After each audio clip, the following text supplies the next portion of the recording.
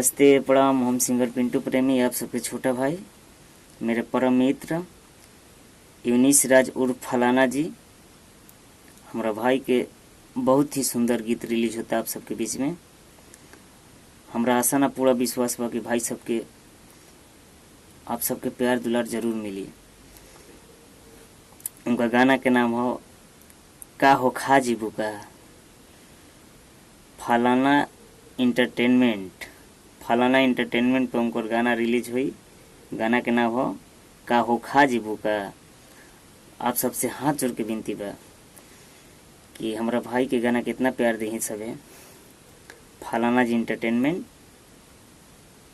गाना के नाम हो का हो खा जीबू का। लाइक कमेंट शेयर करें। आप सबसे हाथ जोड़ के विनती बा।